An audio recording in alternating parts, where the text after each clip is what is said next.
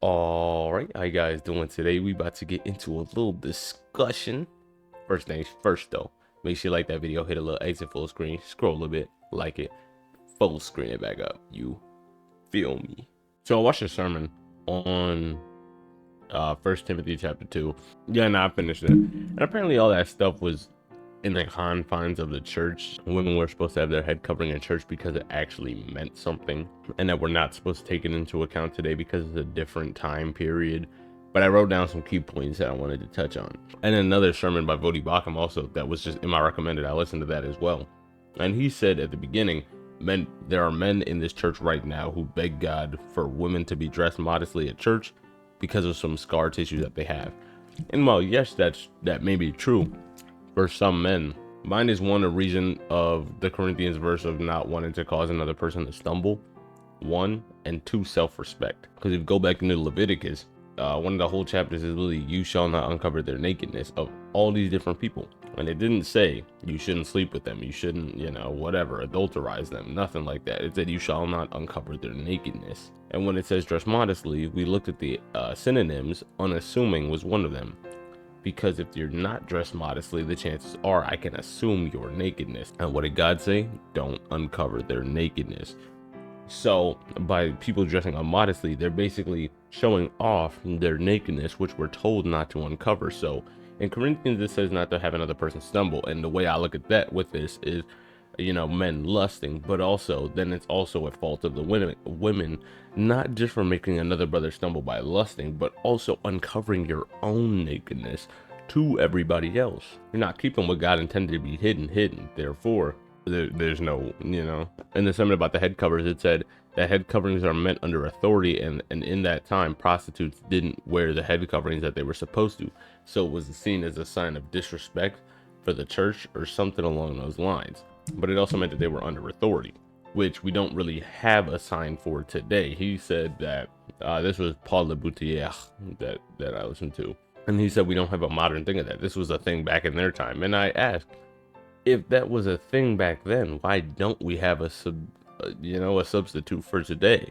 Because even when you look in the Muslim community, the Muslim women, as soon as they hit puberty, they're supposed to be under authority of Allah and put on their hijab, or the other four coverings that they can wear. And if they don't put the thing on, you can guess that one, they're lukewarm, but two, they're also not fully under authority, which means that even today they have a modern base for the same thing, but Christianity doesn't.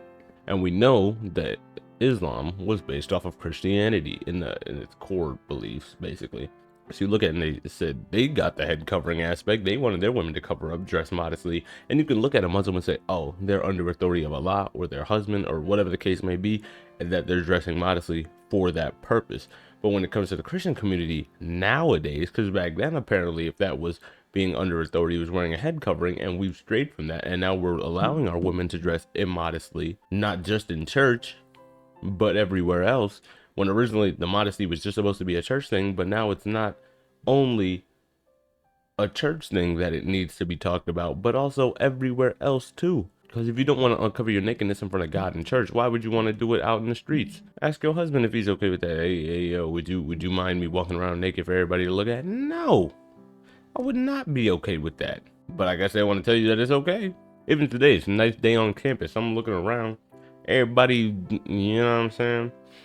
Crazy. And brings back to the point. If there was something back then that we're told to do to show that we're under authority, where are we doing it under authority today? And I can understand that it could be in the way of idolatry or whatever, because he was saying how you may be wearing a head covering, but at the same way you don't fully submit to God or whatever. And that may very well be the case. You may just be doing this one thing but disavowing on every single other thing. But at the same time, it's about what it represents as well. Now I will say, I don't have the level of preaching experience that he has, or teaching experience that he has, nor do I have the education that he has. But for right now, at this point in my life and my spiritual journey, I'm going to have to disagree with the fact that it's supposed to be done away with. I'm disagreeing wholeheartedly, solely based off the purpose of, is the New Testament. I ain't seen anything that says, oh, this is the, what I'm saying, do this instead. because we're supposed to be under authority. We are under authority of God. And he loved to bring up the whole, covenant of marriage that it was made, based off of, because Jesus was the bride of God, aka, and we're the bride of the church, aka Jesus, and because of that, we're supposed to be subordinate. We're supposed to, submit to what we're being told, and that's what we're being told. But we're also being told, oh, that was a historical thing. It doesn't matter nowadays. It doesn't matter nowadays. All right, but even if that was a historical thing, and he was telling people to do it, specifically it was telling Timothy for wherever his church was. I don't think it was Ephesus, but basically we were being told to do this thing back then by somebody under direct authority of Jesus. He's being told, you know what I'm saying, by Jesus. He's giving the directive by Jesus that the women should be doing these things regardless of in church or not. I think it goes the same way. If you wouldn't do it in church, why would you do it outside of church? You know what I'm saying? There's that point as well. But shoot, I also don't know why it would be. Yeah, you could dress modestly in church, but then outside the church, go ahead and be naked. What sense does that make? I wasn't there. I didn't receive no divine inspiration for that, whatever the case is. But at the same time, I can tell you that regardless of the fact, it doesn't matter if that doesn't matter nowadays. It's still ever present in society. And I was even talking about this with my English professor, because we were talking about my paper. I told you guys my paper has been built on the same topic. The first one was Christianity's branding problem. The second one was comparing what people see as faith and belief and what the church has to offer with what the Bible says about faith and belief and what the church offers and how it relates to modern life. My third topic is going to be, proving the Bible exists. But regardless, talking with my English teacher, he was looking at my paper. He said, yo, this was so good. And he brought up a point because he's like, he's in the ethics department. I think he's getting his PhD in ethics right now. So he's technically a student teacher. But he brought up this point. He said, they always, in my ethics classes, when we discuss things and I get to fighting with people verbally, they're always talking about a modern world. But I would argue there is no modern world. And you know what? I looked at him and I said, that is a fantastic point. He said, what about it? I said, there is no modern world. Because he also agrees with my paper. He loves it. He thinks that we do need faith back in society.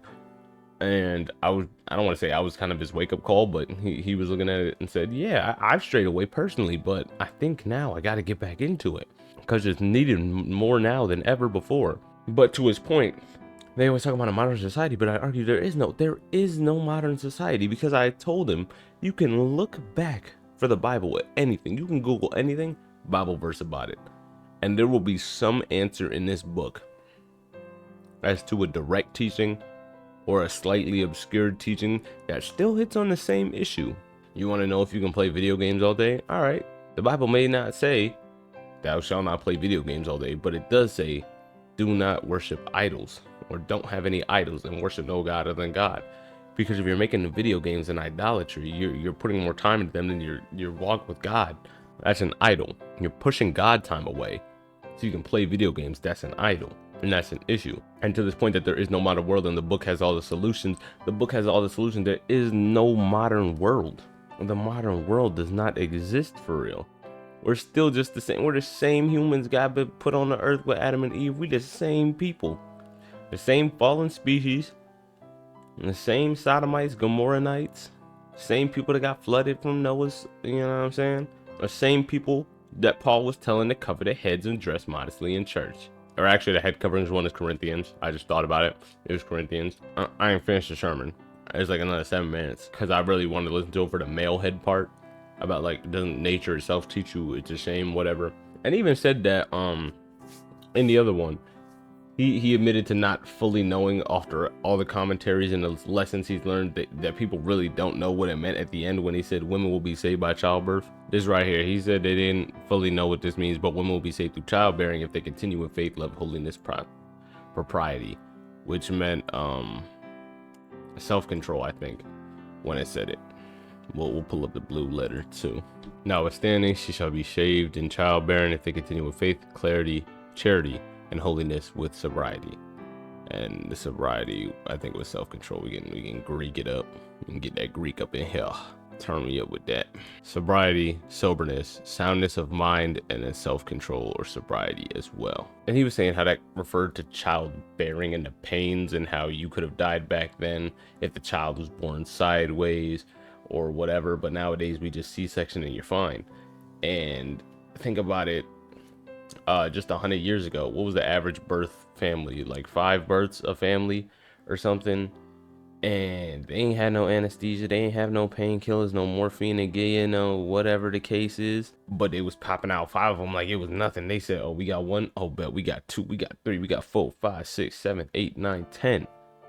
Because the average is 5. If somebody just had 1 kid, that means they had to be an offset and somebody with 10.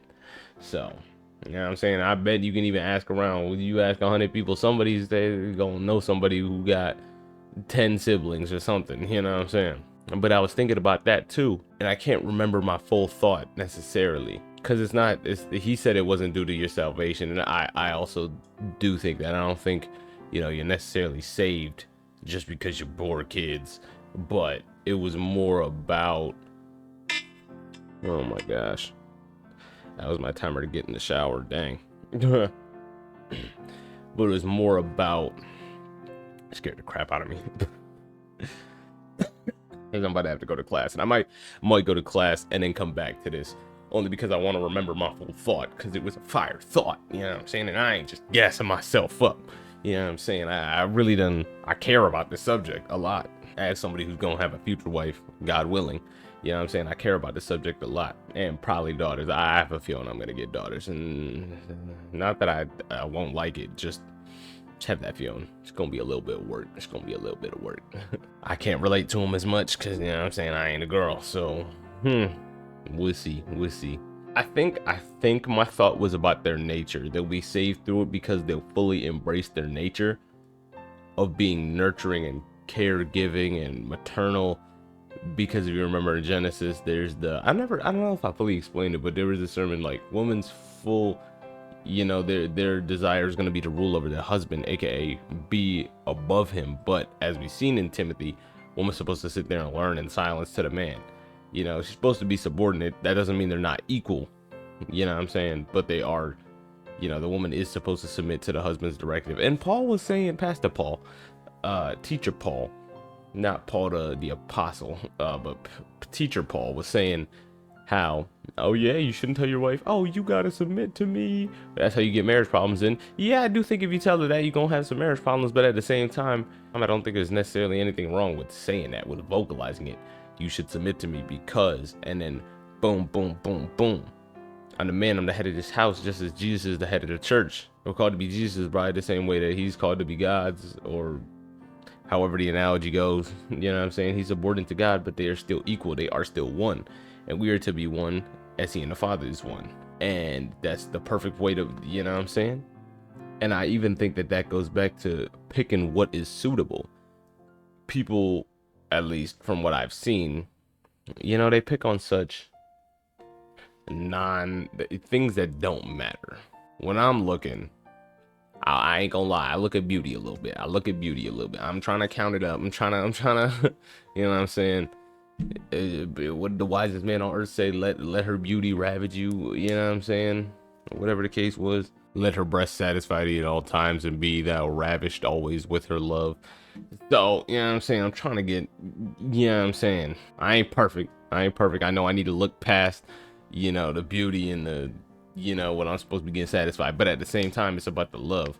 You know what I'm saying? It's about the love. It's not about what can be done for me, as it is about who can grow with me and grow with, you know what I'm saying? And then maybe you might even be saved because it embraces your nature.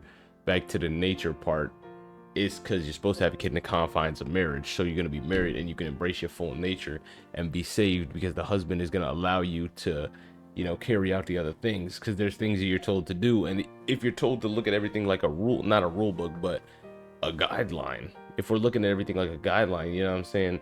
Those who will not inherit the kingdom of heaven, you know, no drunkards, enviers, stuff like that. And then you got this. It's a whole blocked off section for you if you're just not married. But through childbearing, you'll be in the confines of marriage, hopefully. So it'll allow you to open up this whole other guideline to allow you to be even that much more saved and that much more in tune with God and your feminine nature. And then back to the marriage thing. I think people will be picking too much on beauty and stuff like that. And that's even something I'm working on. You know what I'm saying? I ain't ready for marriage yet, but I need to focus on not just looking at women for, you know, their skin and what they think of the book, but just off the book, and God will take care of the rest. Because as long as they follow the book as long as we can, you know, if we disagree on something, I can't even fathom disagreeing. I'm too much of a loving soul. I can't even imagine arguing with my wife, but it'll probably end up happening. You know what I'm saying? I heard the fighting is healthy sometimes, but then I thought I said God didn't really fight with Jesus. Jesus ain't really fight with God, so it doesn't have to happen because that's the model. Regardless, as long as, you know what I'm saying, if we disagree on something, we just pull out the book, you know, we plead our cases, we listen to some sermons together, and we talk it out. Versus, oh yeah, because he even mentioned Pastor Teacher Paul talking about some, yeah, I have, you know, marriage counseling, the people coming in, I don't respect my husband, my wife won't submit to me, stuff like that. And I'm thinking, I can't say that necessarily that won't be an issue, but I know that when I'm looking for a wife, it shouldn't be an issue, because we'll just be so in tune with the book that it won't matter all the externals along those lines. We just gonna grow in the book and the faith together, and that's it. I might come back with some ideas. You can check the timestamp if this is the end of the video. I ain't have no more ideas, nothing else hit me, and worst case I come back with something else at another time. All right, I remember the last point. So it was basically how Jesus was the bride to God, basically subordinate under him, and he gave his life for everybody. The woman should be shaved through childbirth, because with the mortality rate of childbirth, even back then and even still now, it still happens. If you're going for like a natural birth, or even if you're not, there's still a chance you may die. But you should be saved through childbirth, meaning you should be willing to give your life through childbirth the way that God gave his life, so that everybody could be born again. So as a mom gives her life so her son could be born, Jesus gave his life so that everyone could be born again. That's my take. I think it's a pretty good take. I think I know what it means. I think I cracked the code, but you know what I'm saying? You know what I'm saying? You can tell me if I'm wrong. All right, that's gonna be the end of the video. Hope you guys have yourselves a fantastic rest of your day. Peace.